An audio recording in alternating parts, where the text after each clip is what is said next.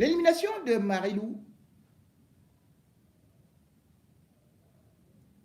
n'est pas un fait divers.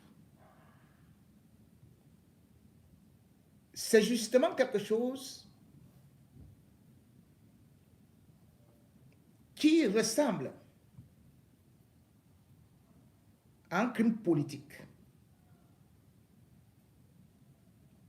à un crime du milieu, comme les experts l'appellent. Et le développement de l'actualité montre de plus en plus que des personnalités et même nos forces de sécurité, voire de renseignement, sont impliquées.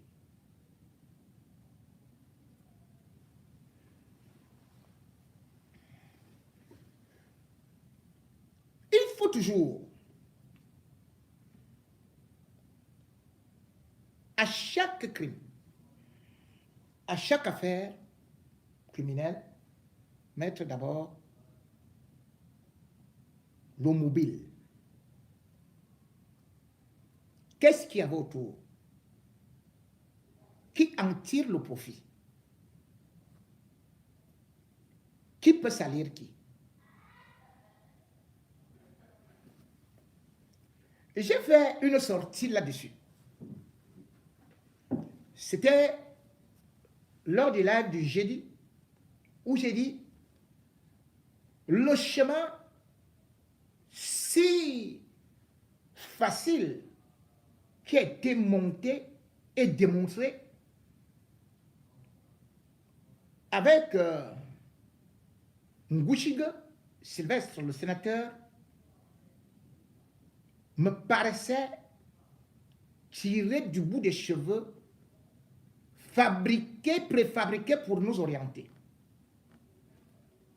J'ai donc dû enquêter pour regarder qui était à côté d'elle. Et quelque chose m'a frappé que j'avais déjà relevé.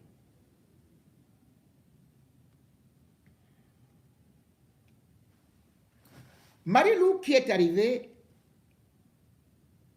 à Yaoundé était attendue. Par qui? Certainement par des gens avec qui elle traite. Avec des gens qui sont ses amis.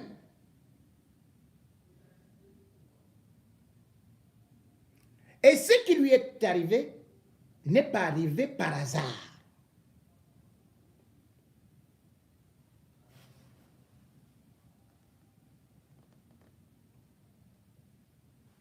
Première des choses, il faut savoir que derrière cette histoire, il faut regarder l'entourage.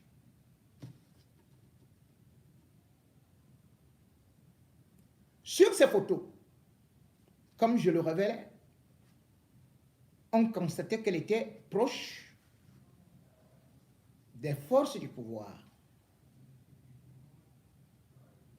des hommes de pouvoir, parmi lesquels Atanganji. Sur les photos, on peut la voir traîner avec les Brigitte Macron. Et je vous ai dit qu'elle était aussi étudiée, comme Yannick Noir, et on a vu que Macron était aussi allé là-bas, dans le paradis noir. J'insiste sur ça, parce que ceux qui jouent avec moi, Yannick, au tennis, il y a par exemple la Tanganji qui est son ami.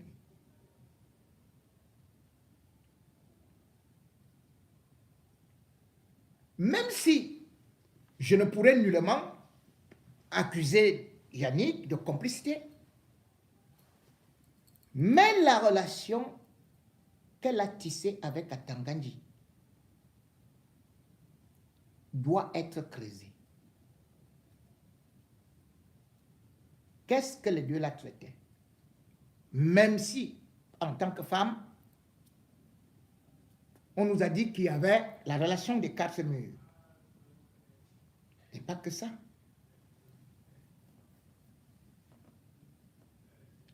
Et il nous revient donc qu'elle avait été avec son mari au Cameroun. Et son mari, selon des informations qui nous sont parvenues, et de la famille et des milieux des enquêtes,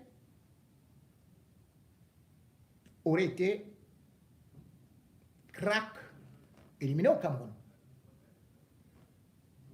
Pas d'autopsie, pas de rapatriement de corps. Il a été rapidement enterré. Et ça a commencé à jaser.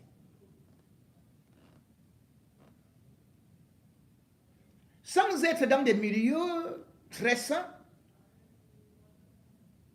il y a eu beaucoup de choses qui ont été dites aussi.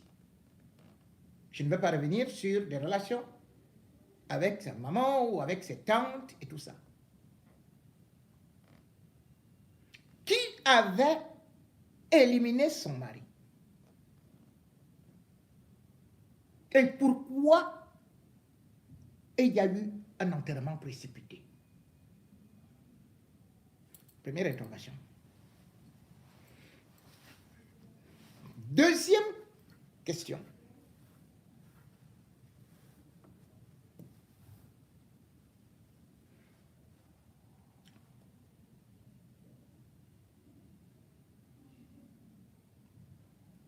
Autour de la famille,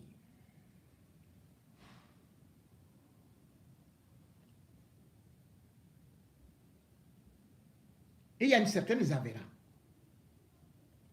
Selon des témoignages que j'ai eus et des audios,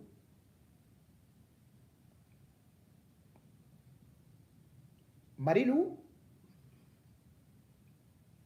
aurait organisé le sabotage contre Zavera au port de Douala sur ses marchandises. Et cette dernière, selon ce qui nous revient de la famille, aurait promis en finir avec. Et c'est là où ça devient d'abord très intéressant parce qu'on nous parle de 3 tentatives d'homicide. Donc ce n'est pas la première fois qu'elle était agressée. La première fois, elle avait été déjà laissée presque pour morte. Et on dit d'ailleurs qu'on voulait déjà couper ses pieds. La deuxième fois, on a parlé, selon certains, des yeux qu'on avait même décidé qu'on devait crever. Mais à chaque fois, elle a réussi à s'en sortir. Donc, on parle au moins de la 3e fois. Ce qui tourne aussi autour d'elle, c'est là où nous allons d'abord revenir sur la famille et beaucoup de pistes.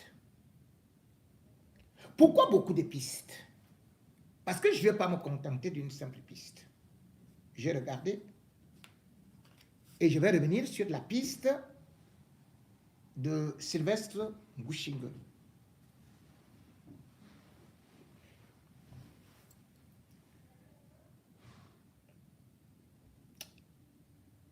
Je vais d'abord sur l'autre piste qu'on dit piste familiale.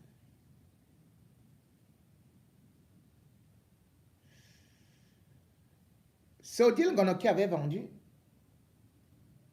le terrain en Ngouchingue.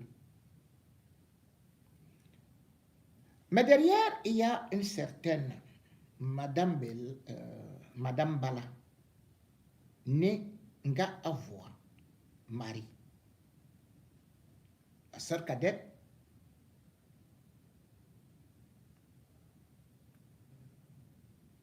qui avait aussi des problèmes avec Marilou.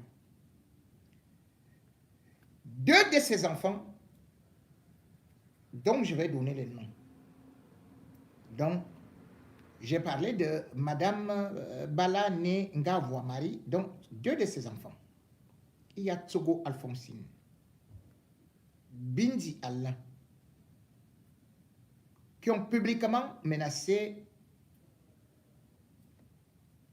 de mort la défunte.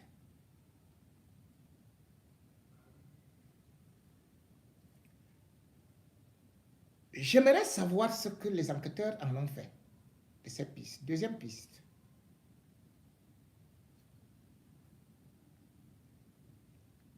Zaviera, qui avait parlé des choses et qui avait trop de problèmes avec elle à Tropicana, qu'est-elle devenue?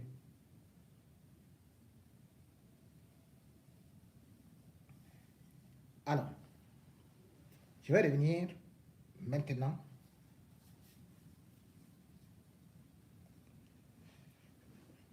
sur une chose. On m'a annoncé qu'on a arrêté le gardien.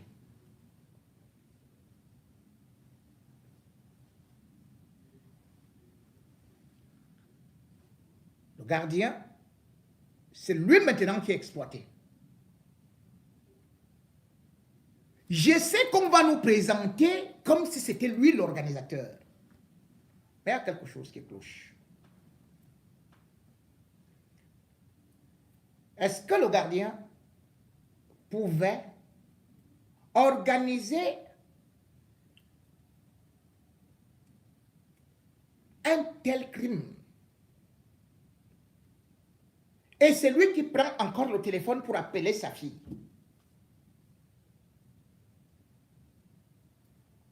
Ça paraît louche. 2.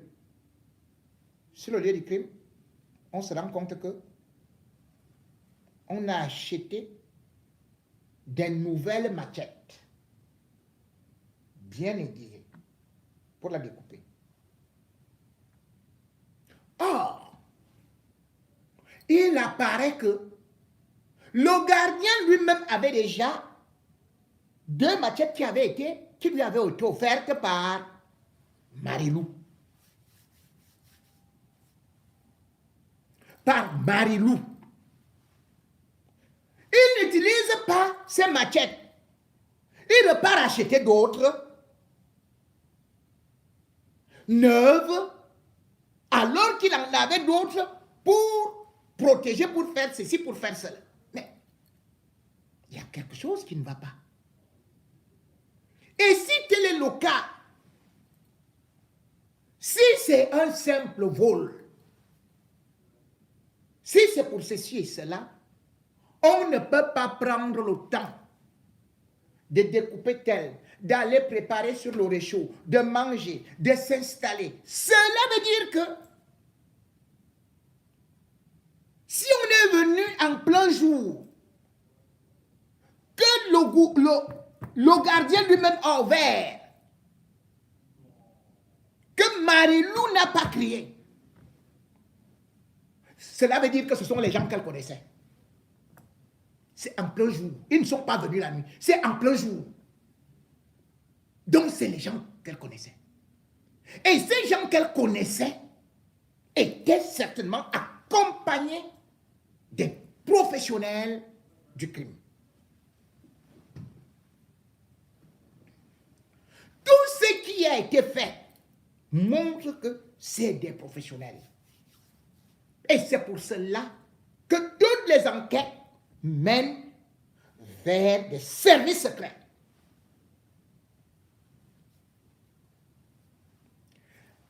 À côté d'elle, à 20 mètres de sa maison, ont été retrouvés 3 de ses téléphones. Donc un pour la France, un pour les États-Unis, l'autre pour le Cameroun. On n'a pas volé de l'argent, on n'a rien volé. Puis on a abandonné ça. Mais on commence par exploiter ces téléphones avec qui elle communiquait. Et ces personnes savaient qu'elle devrait venir au Cameroun. Parce que les gens ne peuvent pas se rendre compte subitement comme ça, vos ennemis, que vous arrivez au Cameroun Et un jour après, un plan bien établi est déjà fait. Cela veut dire que c'est avec des gens qu'elle causait. Et quand j'ai parlé du crime du milieu, c'est parce que tout cela est fait de la même façon pour créer le scandale auprès des populations. Et comme ça, on brandit rapidement quelqu'un. Lorsqu'il y a ménage, je peux comprendre. Lorsqu'il n'y a pas ceci et cela, lorsqu'il y a des intérêts, pourquoi est-ce qu'on ne nous a pas présenté ces relations avec Atangani? Pourquoi on ne nous a pas présenté ces relations avec sa famille? Il faut se dire que j'aimerais bien qu'on me dise que c'est un petit crime, mais ce n'est plus un petit crime. Puisque entre en jeu qui? Sylvestre Ngouchigo, le sénateur, et PDG de Congelcam. On a vite fait le lien. Et d'ailleurs, mon frère Vincent Sosten Fouda a été convoqué pour, sur une dénonciation, sur une plainte aussi, sur une dénonciation des gens de Ngouchingue Sylvestre. Je vais m'arrêter sur ça. Parce qu'une fois de plus, j'ai dit que sur cette rencontre présente comme si c'était en discussion, il avait déjà acquis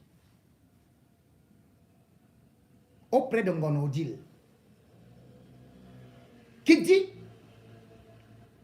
que le titre n'a jamais été falsifié, mais plutôt que c'était l'indivision. C'est-à-dire, il y a un titre vert et chacun a sa part, qu'il y a eu des procès et que finalement, elle aurait gagné. Il n'y a pas encore des éléments. Voilà les déclarations.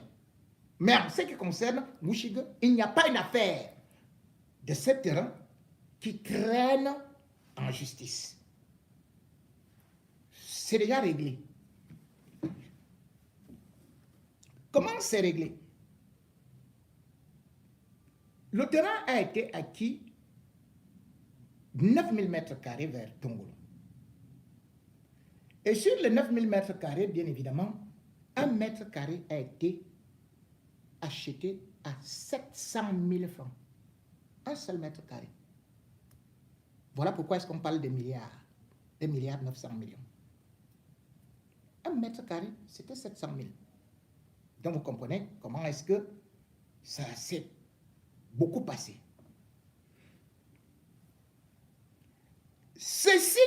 Il n'y a pas eu un contact direct entre les deux. Ils ne se connaissent pas. Ils ne la connaissaient pas. Parce que selon mes investigations, ça a été acheté par le groupe hôtelier Nsaku, qui appartient effectivement à Ngouchigue Sylvestre, qui était représenté lors de cette opération par Maître Nougoua.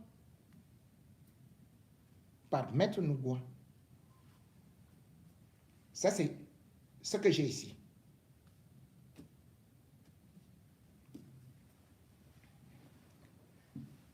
Mais ce qui m'a fait logique,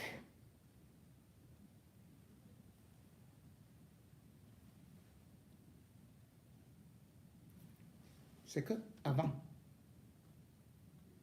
cette affaire,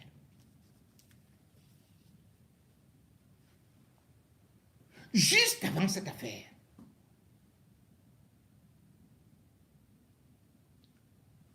Sylvestre Ngouchigue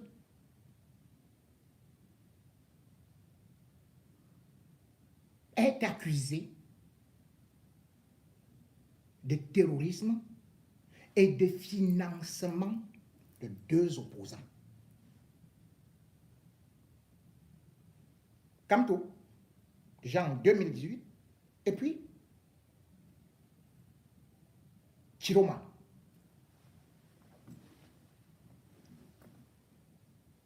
J'ai dit c'est le 4 décembre. Je vais d'ailleurs chercher ici.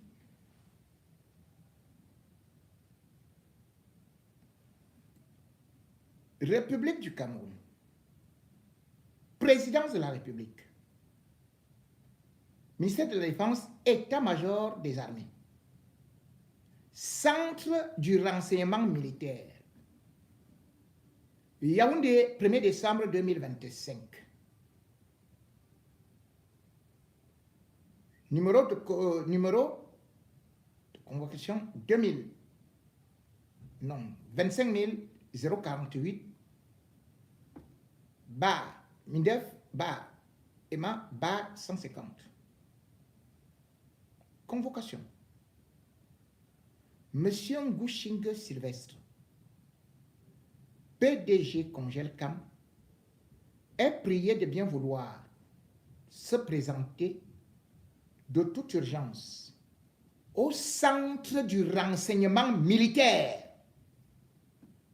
le 4 décembre 2025 à 10 h, muni de sa carte d'identité nationale pour enquête de sûreté, de sécurité. Cette convocation est signée le colonel Messoumbe Enoné Gilbert, commandant du centre du renseignement militaire.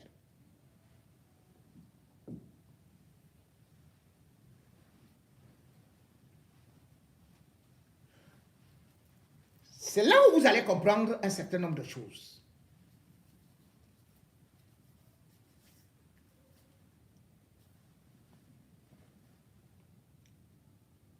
Lorsqu'on lui annonce ça, je crois qu'il a cru que c'était une blague. J'ai dit, entre vous, les gens du RDPC, mangez-vous. Moi, je ne me suis pas occupé de ça. Mais je ressors ça parce que je vais vous dire comment on finit avec les gens.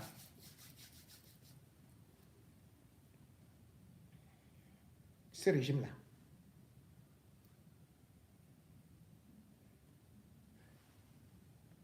Ngouchingue Sylvestre est sénateur.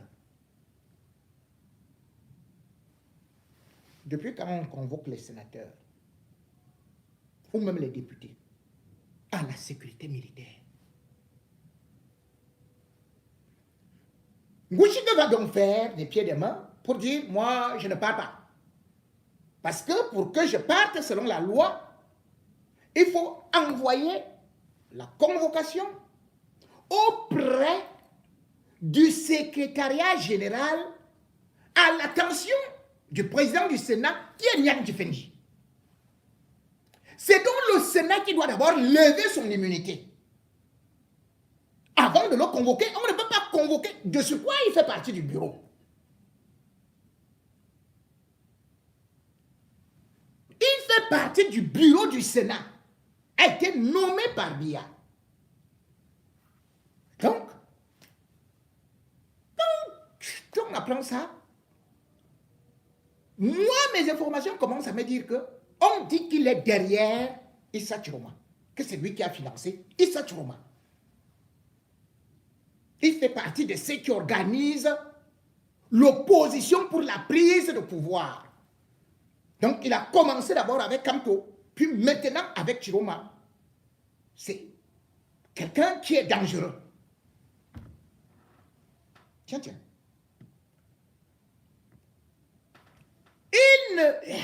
Il trouve donc qu'il ne peut pas partir. Sauf qu'au niveau de la présidence, Ngongo dit à Kanganji de régler le problème.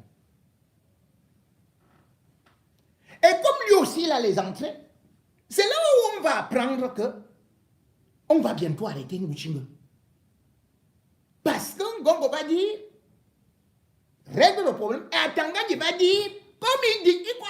Comme il dit qu'il est le sénateur là, on va le déshabiller, on va le porter. S'il ne va pas s'expliquer. Ngouchigue va prendre peur. D'autant plus que les Nkweté sont aussi contre lui. Les rapports de renseignement ont fait comprendre, ont fait croire que c'est lui qui finance l'opposition parce qu'il a beaucoup de milliards. Je ne sais pas ce qui s'est passé en ce temps. Toujours est-il que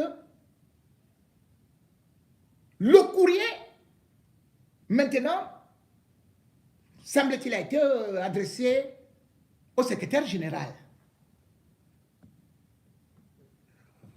au premier vice-président de l'Assemblée, qui est le Lamido, Duré Bouba, puisque Niat n'est pas là. Donc, on ne peut pas décider de le convoquer et de le destituer, de le déshabiller, d'enlever son immunité. Et vous voyez, quand mon frère Sosten Fouda parle, il dit, il faut lever son immunité. Attendez, c'est là où j'ai sursauté. Pourquoi? Parce que depuis le 1er décembre 2025, on voulait lever son immunité. Maintenant, la copine d'Atanganji est tuée le 6 janvier. Et puis, subitement, on dit, levez l'immunité Tangouchingue. On m'envoie le dossier. On dit non, c'est une Kambeti, il faut vraiment la défendre parce qu'elle était ceci. Sauf qu'elle avait constaté qu'elle était dans le milieu. C'est pour ça que je me suis d'abord abstenu en disant non, c'est trop facile. Laissez-moi enquêter. Et puis, je n'ai pas des éléments concrets. Ça aurait été une aubaine pour moi de prendre plutôt un géantosaure du RDPC et de l'enfoncer pour son Ngouchingue. Mais c'est lui qui, là-bas, à l'ouest, offre les tables, fait ceci, fait cela, et tout ça. Je ne sais pas. Moi, avec les gens du RDPC, là, tous les grands commerces, non, moi, j'aurais eu cette occasion-là. Mais je me suis dit, il y a quand même, il faut que j'essaye d'éclairer l'opinion. Le mieux que possible, surtout la façon que ça a eu.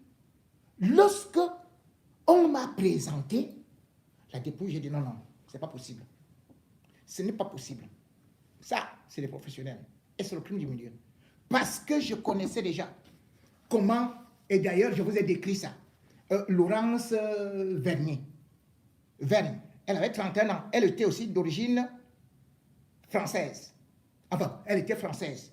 Elle était venue au Cameroun. C'est comme ça que elle a été aussi zigouillée. Je me souvenais aussi de j'ai parlé de qui là, comment est-ce qu'on l'appelait, René Michel, une certaine René Michel, qui en 2024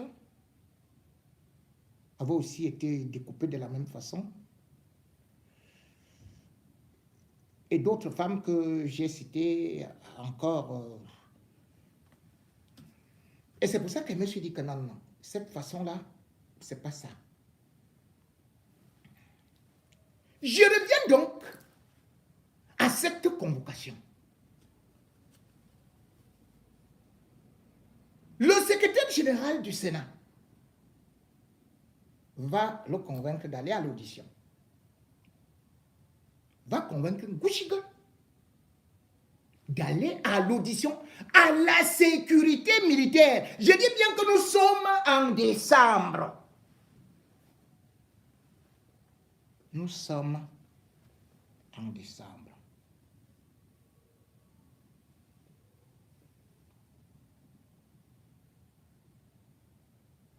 La première question, quand il arrive,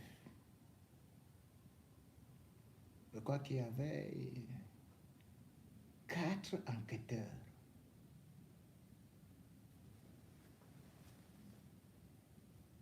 Mais je sais que ça a tourné sur Kamto et sur Chiroma. que le RDPC Paul Biya a perdu chez lui. Comment est-ce qu'il va expliquer ça? Donc, il joue un double rôle.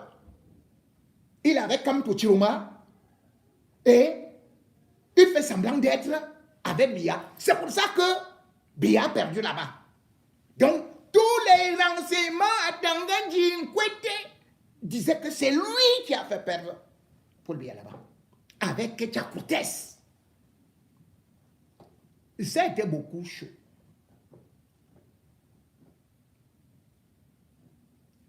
Je ne sais pas comment ça s'est terminé. Parce qu'entre eux, là-bas, ils ne parlent pas beaucoup. Je ne sais pas comment il a répondu. Mais ça m'a quand même paru intéressant dans la mesure où on disait qu'il finançait l'opposition. Et j'ai donc voulu savoir comment est-ce qu'il avait financé Kamto. J'ai enquêté auprès de Kamto, auprès du MRC, où aucun fonds ne venait de lui. Issa Chiroma était incapable de payer les scrutateurs. Comment Ngushinga qui l'a financé n'a pas pu faire que Issa Chiroma puisse payer ne serait-ce que les scrutateurs? Les gens qui étaient là étaient de façon vraiment bénévole. Il n'a pas pu. Pour nourrir les gens qui gardaient Issa Chiroma, on a commencé à demander de cotiser, de faire ceci, de faire les... pour pouvoir les nourrir, pour acheter du pain. Mais si Ngushinga donnait vraiment 5 milliards à Issa Chiroma, il n'y aurait pas eu ce problème-là. Donc, voilà la première affaire. C'est-à-dire que là où on doit le coincer, c'est-à-dire que là où on part, Ngongo, à Tanganji, et consorts qui savent que Biyala nommé et que Nkwete ne veut pas et qu'il est avec eux, trouvent que c'est Ngushinga qui devient un problème pour eux parce qu'il serait avec deux gros opposants. C'est vrai qu'aucune loi n'interdit à un homme, à un commerçant, à un homme d'affaires de sponsoriser un parti politique. On le voit. Pourquoi est-ce que les commerçants, les milliardaires sponsorisent Paul Biya?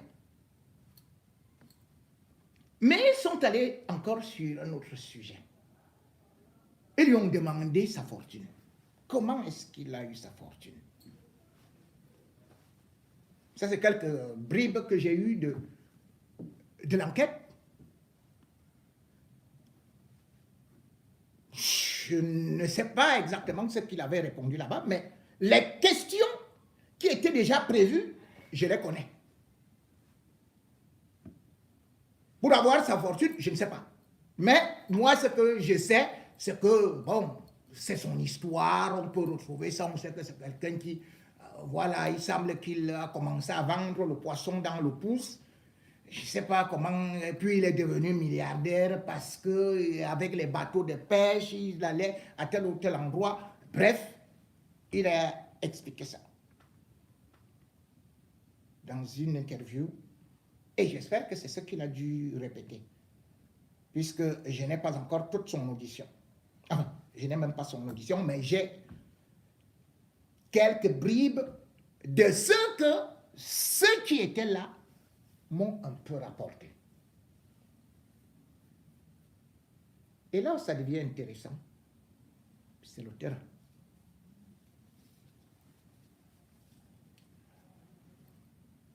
On l'avait convoqué pour terrorisme, financement et tentative de déstabilisation. Mais une question était préparée par avance sur l'acquisition de ce terrain et particulièrement on a indexé, on a rappelé un terrain à Douala bien situé en face de, je crois que c'était en face de quoi? Le terrain a été situé en face de quoi? Attendez, je vais vous dire exactement. De la DGSN Bonadio.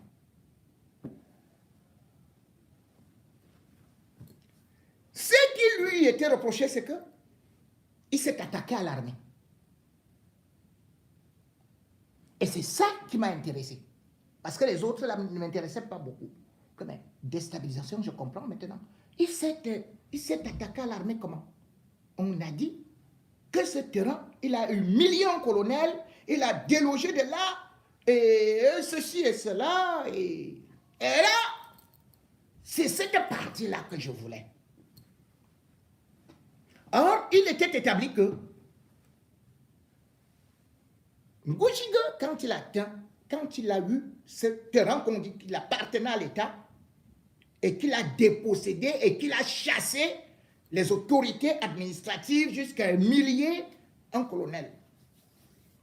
C'est là où on se rend compte, que le terrain en question avait été mis en vente aux enchères par l'État du Cameroun.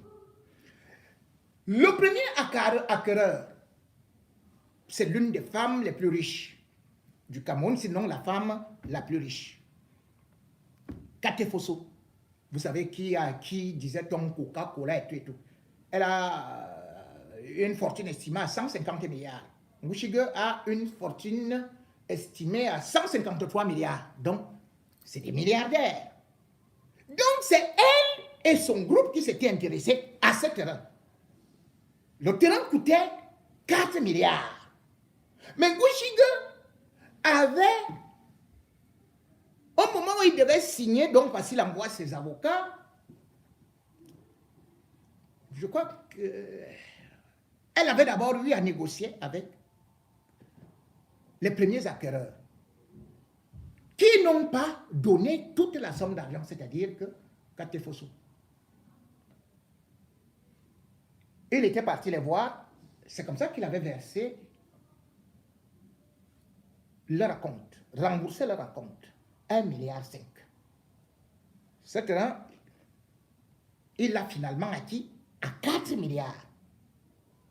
Mais c'est en décembre 2025 qu'on vient lui demander les histoires de terrain, de tentatives de déstabilisation avec une autre femme d'affaires, avec un colonel, ou d'ailleurs le colonel était sur le terrain d'autrui. Comme soit colonel ou général, quand quelqu'un a acquis le terrain, vous partez. Il n'avait pas de papier et c'est ce qui est clair. On a fait ce rapport encore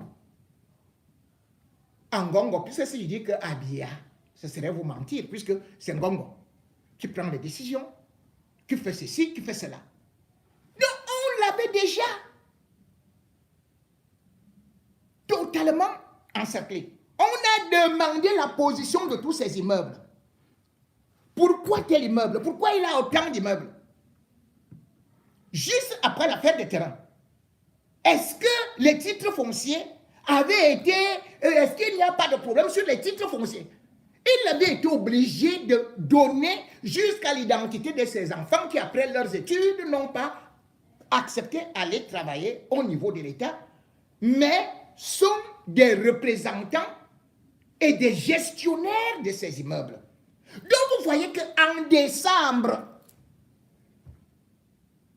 la sécurité militaire convoque un sénateur pour l'accuser de déstabilisation, de financement de terrorisme, de financement de l'opposition, donc Maurice Kamto et Issa Chiroma.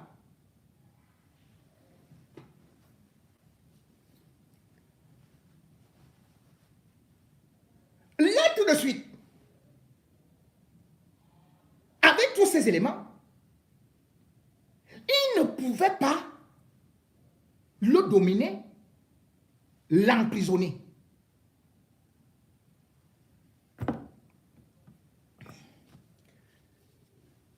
Ils ont demandé, ils ont voulu qu'on lève son immunité. Déjà là, pour des affaires de terrain acquis avec notaire, tout est écrit dans des livres. Et on était déjà sur la levée de son immunité. Vous avez vu la convocation. Et subitement, on revient sur une autre affaire de terrain. Une femme est exécutée. Et non. Non. Qu'est-ce que vous étiez déjà en train de chercher? Depuis décembre. Je ne voudrais pas vous rappeler que l'affaire du poisson et les membres du gouvernement qui ont dit qu'ils devraient contrôler ça. J'avais déjà parlé de ça, où on lui a bombardé des impôts, on a dit ceci, et on a dit, dans le dernier rapport, qu'il est orgueilleux, prétentieux et ambitieux. Donc, il ne courbe pas les Chines. Les Ndongo étant donc dans leur optique avec Atanganji, que tout le monde doit se plier devant eux, doit baisser la tête, peuvent donc tout organiser et nous jeter ça comme ça. Et ils vont allumer une autre mèche. Oh, c'est un machin. Oh, tous les écambétis doivent se lever. Mais pourquoi est-ce qu'on ne dit pas aux gens que dans cette famille, il y a une guerre? Pourquoi est-ce qu'on n'a pas arrêté les membres de la famille qui se disputent le terrain, qui bagarrent, qui se promettent la mort, qui lui ont promis ceci? Pourquoi subitement quelqu'un qui lui a déjà gagné le procès, quelqu'un qui lui a donné 1,9 milliard se retrouve en train d'aller tuer quelqu'un 2 jours seulement après son arrivée au Cameroun, comme si lui, il attendait tout simplement, alors que... Mais attendez, c'est donc une lutte acharnée où, si tu n'es pas du clan des plus forts, on finit par te livrer en pâture.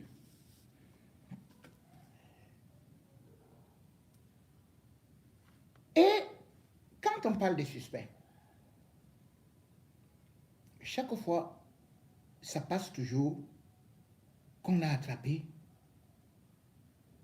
le gardien. Hey. Mais quand je regarde tous les crimes que je vois ici, c'est-à-dire que même quand vous regardez celle qui était docteur là, enfin, je vois 13-14 novembre, celle qui était René Michel. Oh, directement après, le gouverneur Dieudonné, il sort. Il dit, oh, on a attrapé 6 suspects et ils sont passés aux aveux.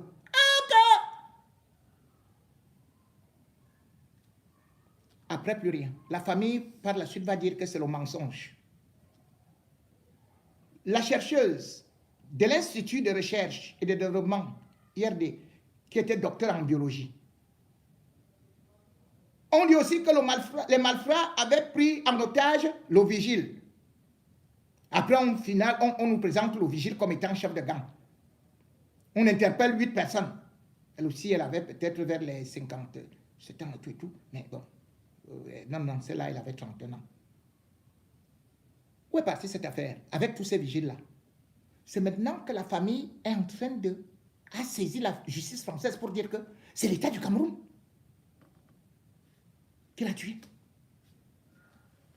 Et que tout ce qu'ils ont fait là, c'est le théâtre, c'est le montage. Que c'est l'État du Cameroun. Et que tous les autres là étaient des acteurs. Oh, le vigile, oh, les machins et tout. Ils viennent, comme ils vous font souvent, ils arrêtent quelqu'un, ils mettent les armes là à côté et tout. C'est entre eux. Et après, c'est fini.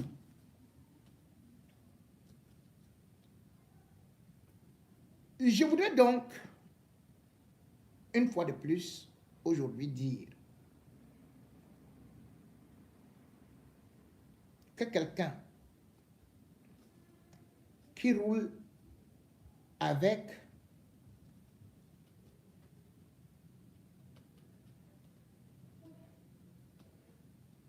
Atangani,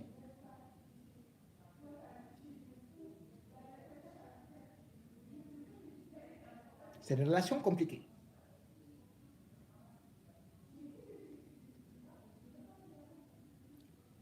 J'avais rappelé le cas de Marie-Florence Kouadit qui avait 50 ans, qui avait 57 ans, aussi infirmière française, qui vivait d'ailleurs à l'hôtel des députés.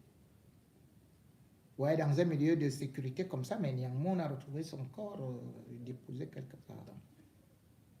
Tout ce que vous pouvez voir là, c'est que ces gens, dès qu'ils entendent, ou dès qu'ils imaginent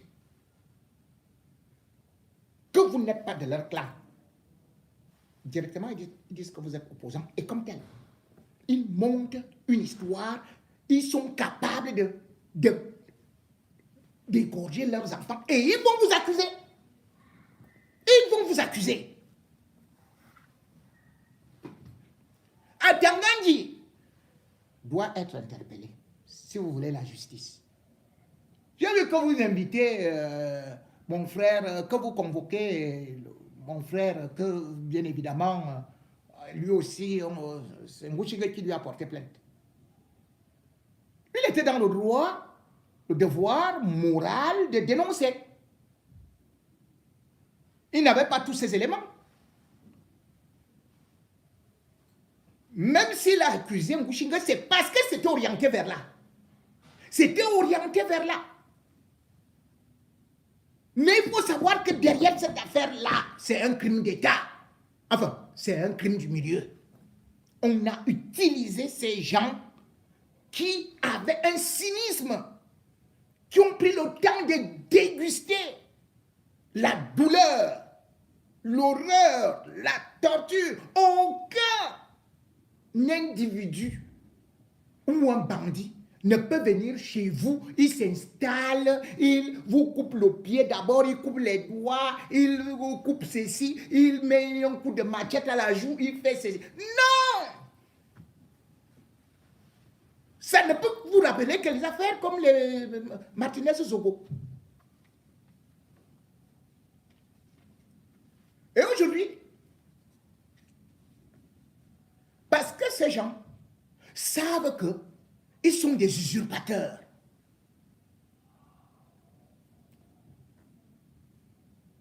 Ils deviennent donc des tueurs à gages.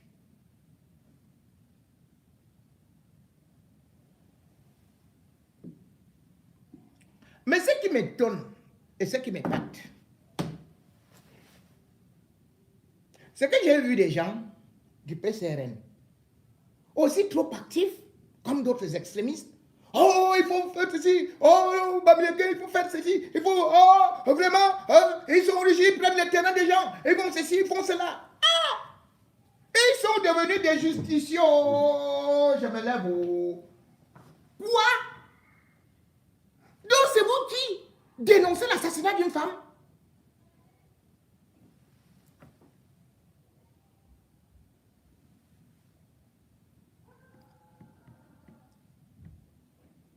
Vous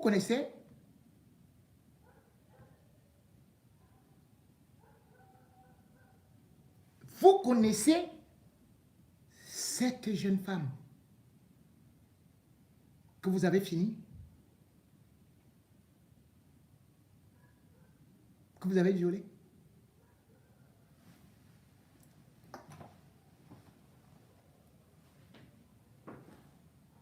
Et curieusement, cette justice que vous appelez d'intervenir si vite contre les autres,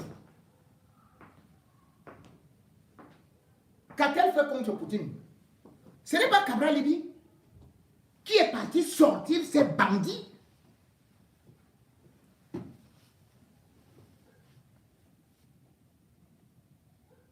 Pour une orpheline, elle n'était pas du milieu.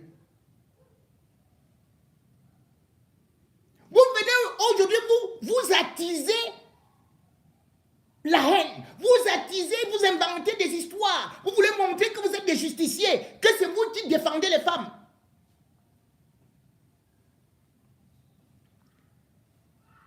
Petit rappel, peut-être que comme vous avez des mémoires courtes, puisqu'il faut donc faire de la justice, il faudrait que on ressorte d'abord des tiroirs où lui, en tant que député, n'a jamais été convoqué.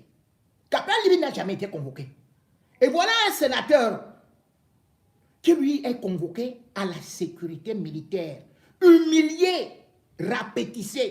Et il a passé toute une journée là-bas. Il fallait voir Ngouchik sortir de là en transpirant. Ils n'ont même pas voulu communiquer. La honte de ça, qu'un milliardaire, on le fait asseoir. On a d'abord fait qu'il aille s'asseoir ou je ne sais pas, là il y a le froid, avant de l'enlever de là, comme un poisson, hein, pour aller le cuisiner.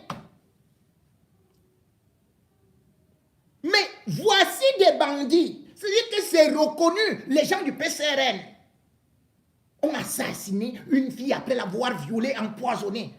Mais ils sont tous en liberté et protégés par Cabral Libye. Suivez ça. Vous connaissez l'histoire de Mirabel Lingom? Mirabel Lingom. Vous connaissez tous ceux qui ont été impliqués dans cette histoire? Quelques noms. Jean-Louis Batou, Franck Messé-Poutine, Julien Bapès, Clotin Guedjo. Voilà. J'ai dit que j'attendais que le procureur de la République me contacte pour que je lui donne des éléments pour que ces mercenaires, pour que ces brigands soient interpellés. Clotaire et Poutine ont menti sur Mirabel. Je ne sais même pas de quoi il s'agit. Je ne sais pas de quoi on parle. Je sais que Poutine ne ment pas. Poutine ne ment pas. Poutine, c'est un gars bien, sérieux et qui a tout mon soutien. Voilà. Je le protégerai coûte que vaille. Je le protégerai coûte que vaille. Sont impliqués, ça aussi, c'est vrai. C'est justement que mes camarades ont volé au secours d'une personne, d'une jeune dame qu'ils avaient vue dans une sextape et avaient demandé que justice soit rendue pour cette jeune dame, du peu que je sais.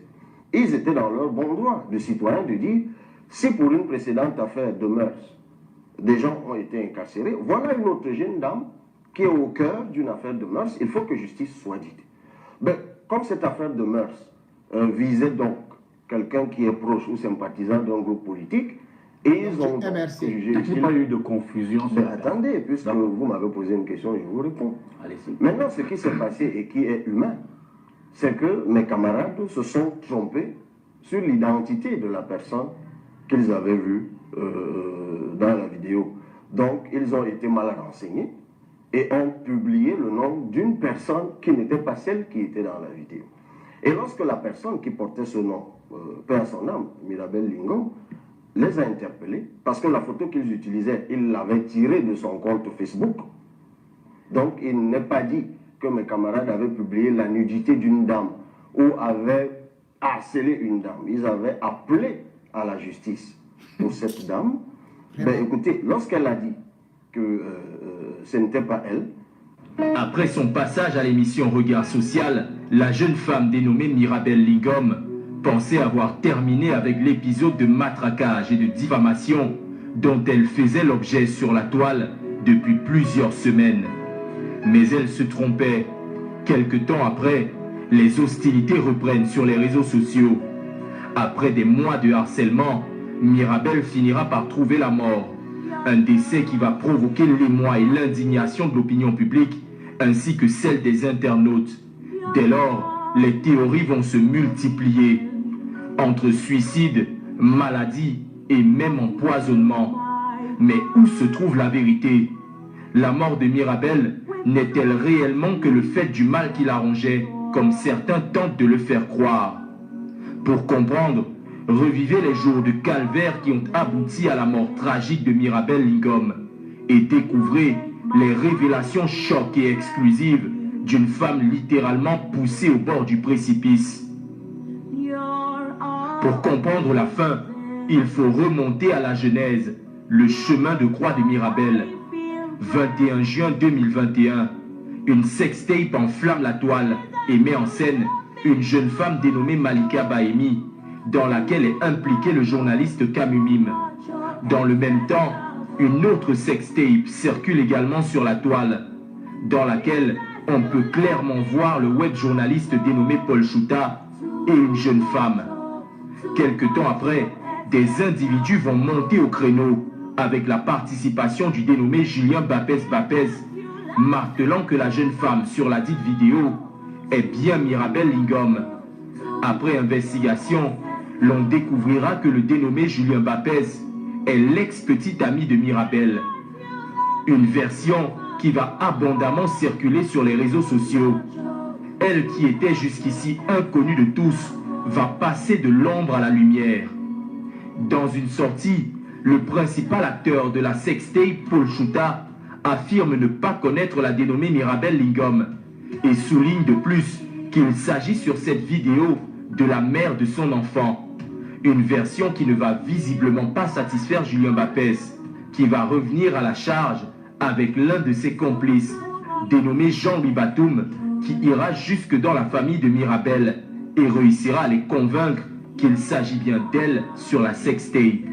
Ce qui vaudra à la jeune femme d'être chassée du domicile familial. Elle trouvera une chambre, mais quelques jours à peine plus tard, l'événement qui va davantage la fragiliser survient. Mirabel se fera violer. Avec le soutien de son frère aîné, elle va porter plainte contre son ex-petite amie et ses 3 complices. Après avoir plusieurs fois répondu aux abonnés absents aux différentes convocations, ces derniers finiront par se présenter. Dans un de ces derniers messages vocaux, Mirabel Lingom raconte le déroulement de la confrontation. Lors de la confrontation, c'était en présence de mon avocat, Maître Tchekali, il est le témoin et de l'enquêteur. L'enquêteur m'a dit le jour-là que il n'y a pas des éléments palpables qui prouvent que Poutine m'a cité nommément, c'est-à-dire qu'il a prononcé le nom Mirabel comme les autres. Alors, qu'est-ce que j'ai fait? Je vais réitérer mes propos. J'ai dit que je reconnais qu'il ne m'a pas nommé. Il n'a pas cité le nom Mirabel, mais qui parlait, que c'est de moi qui parlait, puisqu'ils ont dit que c'est moi la fille qui est dans la vidéo, qui m'ont attribué ce personnage. Mais que je reconnais qu'il n'y a aucune publication qui cite le nom de Mirabel, il ne m'a pas cité nommément. Mon frère est venu le jour-là, il y a les gens du cafétéria près de Noximbi, qu'on peut les chercher pour venir témoigner. Il y a un certificat médico-légal, donc je vais mentir que j'ai été violée. Vous pensez que c'est facile que je puisse parler de ce sujet? Vous voyez même que le mot là, j'évite depuis de prononcer bien que le mot viol là, parce que quand je me rappelle de ça.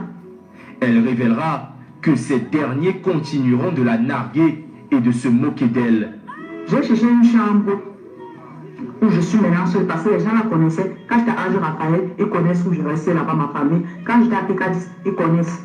J'ai préféré chercher une chambre où personne ne va connaître où je reste. Tu pensais que quand je quitte le boulot et que je viens dans ma chambre où je suis toute seule, quand je repense à ces séquences-là, ça me fait mal.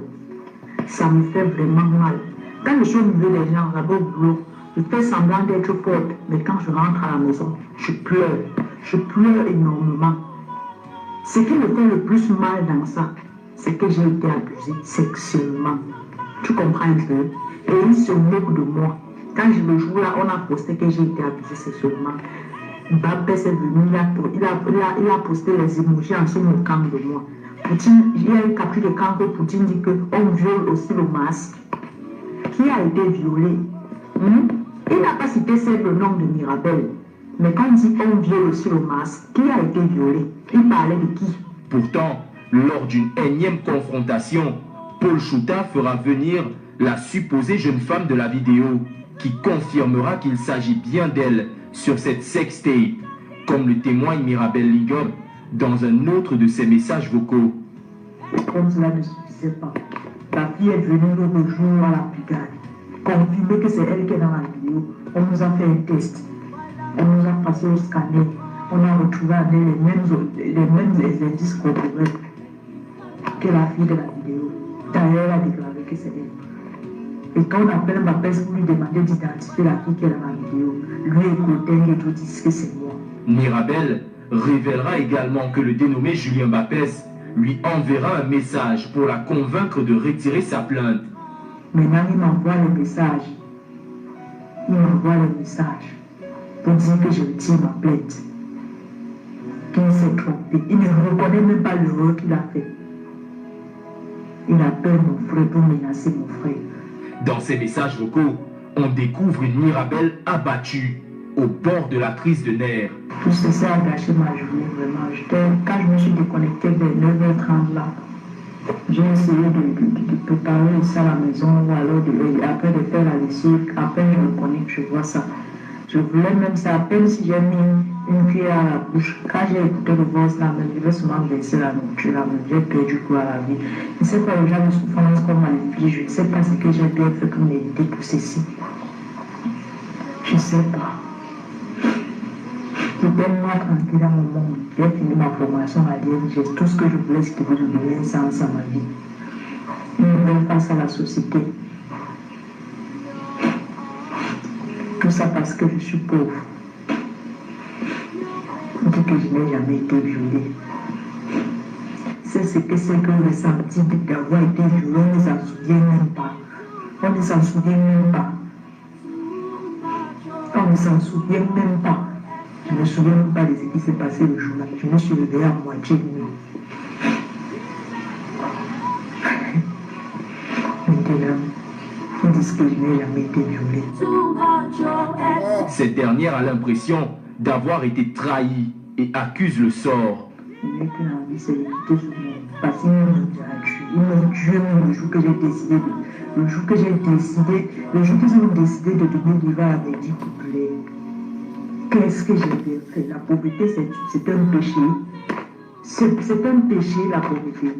Quelques jours plus tard, Mirabel est retrouvée morte. Se pourrait-il donc que sous l'effet de l'acharnement, du matraquage sur les réseaux sociaux, des diffamations, du harcèlement et de la pression de ses bourreaux, Mirabel ait décidé de se libérer en se donnant la mort, devenant ainsi une martyre, une victime expiatoire d'une caste de personnes malveillantes dans une affaire aux confins de la manipulation et de l'instrumentalisation. Le combat de Mirabel, celui d'une jeune femme qui aura décidé de mourir debout plutôt que vivre à genoux.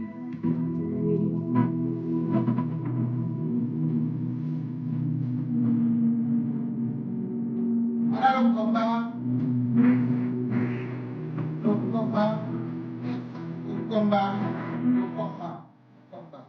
Le combat. Triste combat. Triste sort. Tous ces gens sont restés dehors grâce à Cabral Libye. Et tous ces gens aujourd'hui font des bruits associés aux extrémistes et Kambeti qu'il faut absolument lancer la guerre contre des Bamileke qui viennent voler les terrains chez eux et qui ne respectent pas les femmes, qui ont tué les femmes, dont il faut tuer les Bamileke. Si aujourd'hui j'interviens sur tout, c'est parce que l'affaire a pris une autre tournure. Lingom, Mirabel, n'était pas dans le milieu.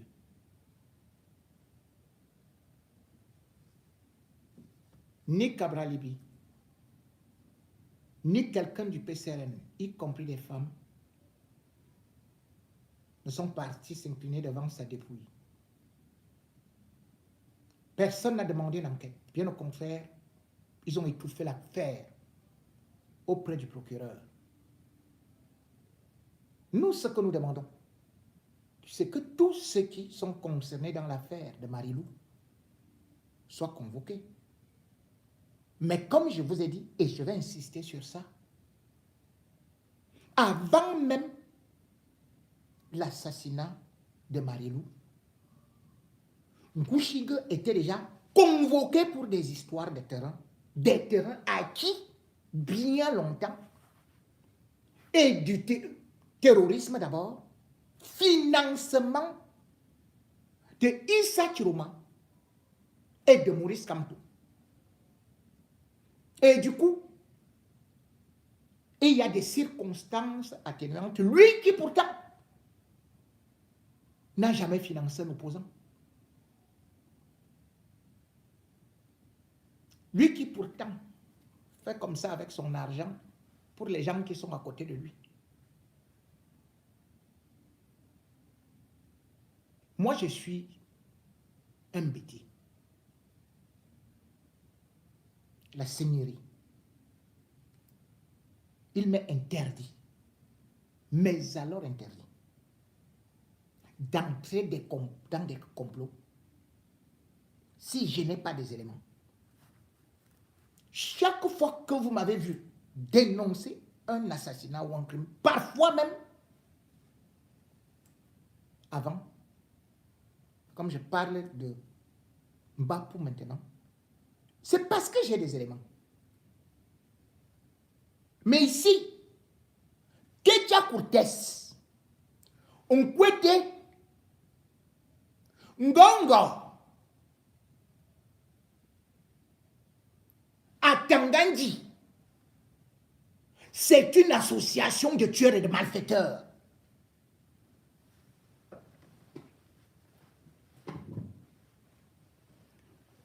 Et au sein du régime, ils le savent.